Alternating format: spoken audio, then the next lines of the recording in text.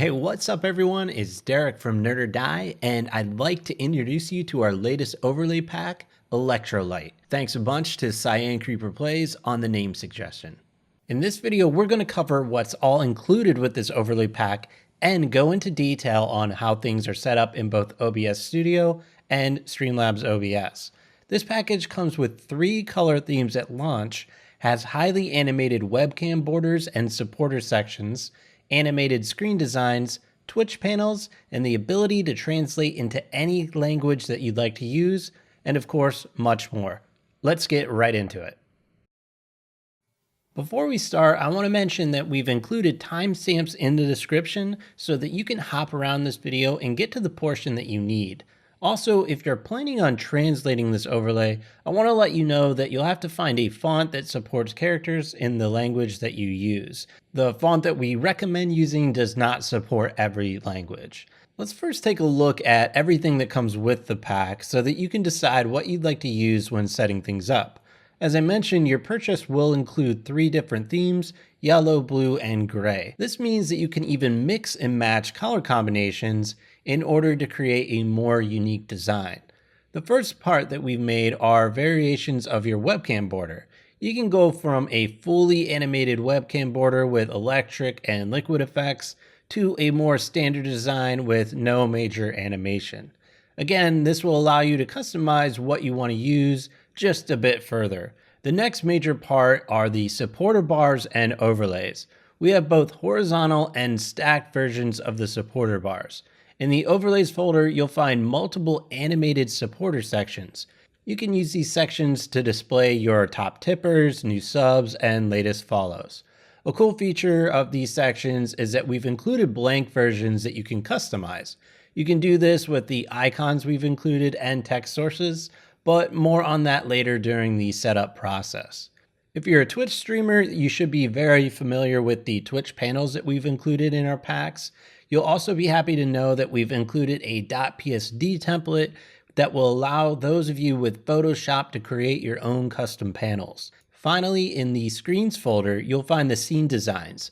These can be used for the start and end of your stream, when you're taking a break, or perhaps while you're waiting for a game. Let's move on to setting up this overlay. In the files you've downloaded, we've included a setup guide that will walk you through the basics of adding in elements, but in this video, I want to give you some general overlay tips. The setup guide will also link you to the font that we recommend using to match this design, called Luckiest Guy, so make sure to download and install that as well. Also, once you've downloaded the product, make sure you've fully unzipped it somewhere on your computer. Mine is currently here on the desktop. We're going to cover what I think is the best way to create a gaming and intermission scene inside of OBS Studio, and then afterwards we'll cover importing our .overlay files into Streamlabs OBS. But I want to mention that the techniques we're going to use in OBS Studio can also be used inside of Streamlabs OBS. If you're looking to create custom scenes, then you definitely want to make sure to watch this part of the video. However, if you're really new to streaming, then I highly recommend that you use Streamlabs OBS, as we set up everything for you and it can be installed in literally seconds. Like I just mentioned, knowing the basics of the OBS streaming software can be used in both OBS and Streamlabs OBS, which will allow you to customize things as you need, which means if you need to swap out things in Streamlabs OBS, you will need to know these basics. Anyways, with OBS Studio open, I'm going to create 4 different scenes. First, I'll make one called Gaming. This is what we'll use when we're in a game. Second, I'll create another scene called Starting, which we'll use when we're starting our stream. The next 2 scenes that we're going to make are actually going to be scenes that we're going to add to our other scenes. If this doesn't make any sense, I promise it will pretty shortly. I think it's always best practice to think about what you want in your stream design before you get started. That way you can take advantage of grouping certain items and just generally have a better idea of how to approach things. Since we're going to be using these scenes within our other scenes and not as a scene we actually want to display by itself, I'm going to first name this one --webcam. The reason I added these 2 dashes first is to let myself know that these are simply groups that I'll be adding into other scenes. You can name yours whatever you'd like, but adding dashes or equal signs or just some sort of signifier helps me out a bit. Now, especially on more complex designs, you'll want to use scenes within scenes, so this is how I keep organized. The last scene I'll add in is called dash dash supporters, and as you can imagine, this will be a scene that we'll use inside of another scene. We're going to start with building the easiest scene first, our webcam overlay. Inside the dash dash webcam scene, add in a video capture device, then make sure our webcam is selected. Next, we can add in the camera frame that we'd like to use. To do this, I'm going to add in another media source. You can open up the webcams folder from your downloaded files, and inside you'll see some video files. If you don't know what file you'd like to use, the easiest way you can preview these is with VLC Media Player, but if you don't have that installed, you can just open up each one directly inside of OBS Studio. I know that I want the file with all the bells and whistles, so I'll open that up after I click Browse, and then from there, I want to ensure that loop is checked. Also, since this is an animated file, it can use a pretty decent amount of CPU or encoding resources. This, of course, is compared to just a standard image that you might have used before. Let's check close file when inactive so that when we're not showing this file, it won't be playing in the background. Leave everything else at its default and click OK. Now, right now, resizing the file isn't of any concern, but we do need to fit our webcam feed in properly. With our webcam border positioned in the top left of the screen, I'm going to go ahead and lock the webcam border source by clicking the lock icon. Now I'll move my webcam into position and resize by clicking and dragging the bounding box. Also, if your webcam is over the webcam border, just drag it underneath this in the sources panel. Remember that if you need to crop your webcam in any way, you can do so by holding Alt and dragging in on the bounding box. Once I got my webcam positioned as I'd like it to be, I'm going to lock this source as well. I'm locking both of these sources, and I do this a lot in the rest of the video because I don't want to accidentally move these sources after everything's set up properly, and then in the future sometimes you might switch to a scene and accidentally move something, so we can avoid that by doing this. But how are we going to resize and reposition the webcam in our gaming scene once it's all locked up? Well, let's go ahead and get right into that. In our game scene, I'm going to quickly add in an image source. This will simply emulate a game background, and I'm going to lock that as well. If you're adding in a game scene normally, then you'll probably want to add a game source or even display capture. Next, I'm going to go into my sources panel and then add in a new scene in my sources. From here, I'll select add existing and then select the dash dash webcam scene that we just created.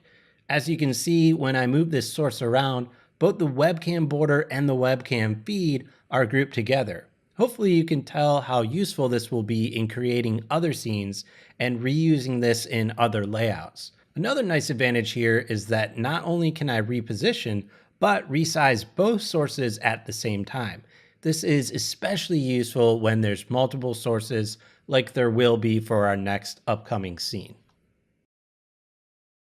To finish up our gaming scene, we need to add in our supporters section. Let's start this process in the dash dash supporters scene. First, let's add in a media source. Based on the files that I've shown at the beginning of this video, choose what you'd like to add in here. In the overlay folder, I'll open up the Fortnite overlay full video file based on the color theme that I'm using. You'll see this can easily be aligned to the bottom, and it includes icons and labels for each section. But let's say that you don't like the sections we've included by default, or you just want to customize this a bit further. Well, that's actually no problem. Back in the source properties, let's go ahead and swap out the media source for the blank version that we've included. With the media source aligned to the bottom, it's time to start adding in more bits and pieces. Let's add a few icons in. I'll add an image source and name it something like $icon. Inside our icons folder, I'll choose the standard sizes, and then I'll open up the tipper icon. The standard size icons are sized perfectly to fit this overlay and can be positioned as I need them. From here, I can add in text sources for custom labels if I'd like. And then I can add in text sources connected to a program like Streamlabs to dynamically update users that are tipping, following, or all those sorts of actions. But we'll cover that part in just a bit. I'm going to finish up adding in the label to this scene. I'm choosing the font Luckiest Guy, and font size around 28 seems to work nicely here. If you'd like to completely match the colors that we use, then you can refer to the setup guide file we've included with your download. This will be under the Before You Install section. I'll copy the yellow color here and paste it into my color inside of OBS Studio in the HTML section. Of course, you can use any color that you like, but to finish up here, I'll position this label next to the icon. Don't forget to take advantage of locking if needed, and also you can use your arrow key on your keyboard to fine-tune the adjustments and position of this label. One of the last things here, if you don't want to use your labels at all, you can actually remove them. The icons alone can represent these supporter sections and what they mean. Then go ahead and repeat the process to get the sections that you like. So as I said before, we still need to add the usernames that dynamically update. We'll also need to make sure things fit properly and don't overextend out of the areas we have designated. But in order to do that, let's pretend we want to use one of these stack designs instead of this bottom HUD. If you'd like to use the bottom HUD, then you can of course leave it in. I'll delete the sources that I don't need, and then I'll add in an image source. In the supporter bars stack folder, you can choose one of the pre-made or blank versions. I'm choosing a pre-made version here. With the source selected, let's pretend that I don't want to use this bottom label. I can crop this out by holding Alt and dragging up from the bottom bounding box. I'm going to go ahead and click Ctrl+R to reset the transform and show all of the source. With the source aligned to the top left of the scene, I'll go ahead and lock it. Now let's add our dynamically updated tags. First, add in a new text source. For the font, again, let's choose Luckiest Guy, and for the size, I think somewhere around 24 to 26 can work here, and I'll leave the color on the default white. If you need to, you can always scale the font down just a bit. For now, let's enter in some demo text so that we can position this as needed. Type in a decently long username, then move the text source into position using the arrow keys to nudge if needed. Once the text source is in position, lock it. Before we move on, you need to know that you need a program running such as Streamlabs in order to create text files that are updated when your tips, follows, subs, and other supporter types come in. If you don't have something like that installed, then I recommend pausing this video and grabbing the Streamlabs program from Streamlabs. And you may also want to watch a tutorial video about this as well if you don't understand the steps we're about to follow. Anyways, back in the source properties, let's choose Read from File. Click Browse, then locate the file you'd like to import into your scene. I'll choose my all-time top donator file. If you load this up and then you happen to notice the names going off the panel area, then you may want to use the blank version of these panels that does not have the labels like top tipper on them. This will give you a bit more space to work with. You can also adjust the font size down as I mentioned before. But what if this still isn't good enough? Well, there's actually a few options. First, we can make this text scroll, but the downside of that is that it will always be scrolling. We can also set it up to crop as well. Let's go through these steps. I'll add another text source in and quickly choose the font and font size that I need. Also, for demo purposes, I'll add in a very long username and then a space afterwards with some amount after it. This will simulate bits or dollar amount being added in there. Next, position and lock this source where we'd like it to be. Don't forget to leave a bit of space on the left side as to not really bump up against the labels that you'll be using. Once positioned back inside the source properties, towards the bottom, I'll check Use Custom Text Extents. This option enables us to designate a width and height for my text box rather than have it be as big as it wants to be. I'll quickly adjust the height down to the lowest value it will let me go to, and you can actually use your mouse wheel here or directly type in an amount. The reason we're adjusting the height is so that when the word is too long, it doesn't line break down and kind of leave a staggered text effect. Now I'll use my mouse wheel again, or you can click the arrow keys if you like to adjust the width of this text box. I'll go to about 280 here, and this will leave a bit of padding on the right-hand side. Now, if you don't mind the name or the amounts being cut off or cropped out, then you can actually stop here. Remember, you should only see this problem when someone has a very long username. However, pretend that we'll have a list of names and you want them to cycle through in a slow scrolling motion. We can do this with a scroll filter. Right-click on the text source, select Filter, and then in the new pop-up, click the plus icon and add a scroll. Now just adjust the horizontal speed. I do want to note that you can adjust the width and height here as well, but we already did that with custom text extents. However, as you saw before, I updated the font height. Sometimes you need to crop out more of the text box, so this filter can be very useful for that. I'll make a few changes and disable custom text extents in the text source. You can also add crop filters if needed here. After all that, just repeat the process to add the sections in that you want. Again, use the blank version to customize your language, the text colors used, adjust what icons you want to use, or simply just get creative with the layout.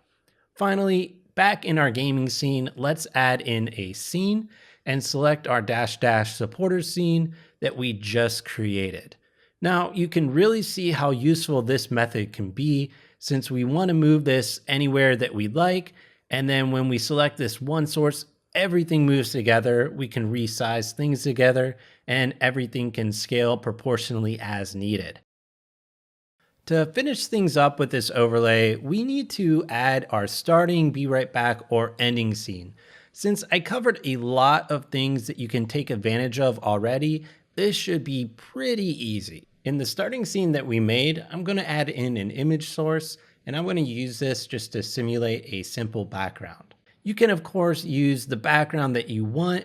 Maybe you're using one that we've included, or you can use a loop media file that you've recorded or downloaded instead. There's two main parts to this scene: the device that creates the light that shines out onto our text, and then the light and text itself. First, add in a looping media source with close when inactive selected. Let's choose the bottom part in our screens folder. Position it at the bottom of the scene and go ahead and lock it. Next, let's go ahead and add in another similar media source and call it starting text. Enable the options that we need, and then make sure to select the starting stream file in the screens folder. Position this appropriately towards the bottom as well, and move it behind the source that we just added in. While that's pretty much all that you need to do, there's definitely a level of customization you can take advantage of here. This will help you really differentiate your overlays from anyone else using this pack, or just show your creativity a bit. For example, you can add in text sources and image sources to display things like your schedule, social media networks, or other helpful information here. To change the text to something different, you can swap the text media file out for the blank version. This will allow you to add in your own custom text source.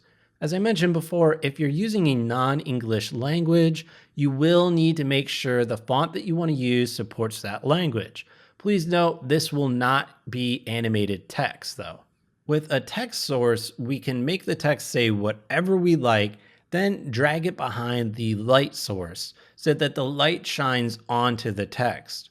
Right-click the text source and go to Transform and select Center to Screen if you want it to be perfectly centered on this scene. You can even add a color correction filter to the text, and then that can use a filter property to adjust the opacity down to make this text a bit see-through. Another cool thing you can do is rescale the light shine to match the width of the text that you entered in. You can do this by right-clicking the light source and going to Transform, Edit Transform. In the size boxes, you can adjust the horizontal width, the size on the left, and the vertical height, the size on the right. Let's use the mouse wheel or input a value you want to scale the width of this source down. Get it to be around the same width of the text that you entered, then recenter the light source. With all that, we're just about wrapped up with this overlay setup. Now, did you find this a bit too confusing, or maybe you just want to get up and running quickly? Then Streamlabs OBS is definitely the answer for you here.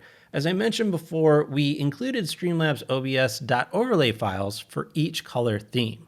With Streamlabs OBS open, click on Settings and then navigate to Overlays. Here, we will want to click Import Overlay, then select the .overlay file that's located in your Streamlabs folder.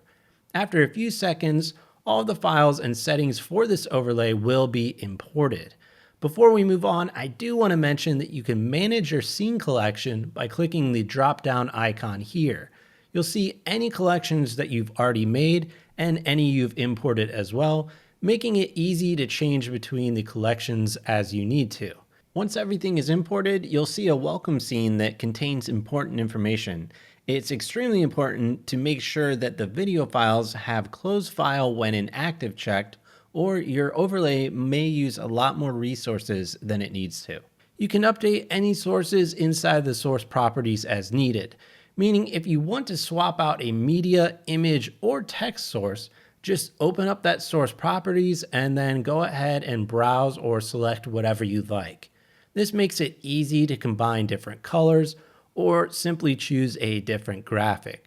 If you'd like to swap out any of the graphics and you're not too familiar with streaming software, then I recommend going back and rewatching the OBS Studio portion of this video, as the methods shown will work inside of Streamlabs OBS as well. This will allow you to update and customize the supporter sections, icons, and the labels here. To create other screens, you can duplicate what we've already created and what you've already imported. Inside a folder for the screen designs, you'll find the different options for text that we've animated. The "Be Right Back" and ending text is hidden by default, so you can show whichever you like and delete the others. Back on the gaming scene, I want to point out that one major difference though is that the label areas will not need to have a program like Streamlabs running, as this is basically built into Streamlabs OBS. You can go into these label sources and change the types of information you'd like shown if you like. Simply open them up and then under the label source dropdown, change the label type to what you want. With all that, you should know everything that you need to in order to customize this overlay pack and get things set up. I really recommend taking your time with this and trying to get a bit creative with all the color combinations possible. Please make sure to leave any questions about it in the comments below. If you like this video, toss it a like and make sure to subscribe so that you can catch the alert set that we're designing to fit this overlay theme. Thanks so much for watching, and I'll see you next time.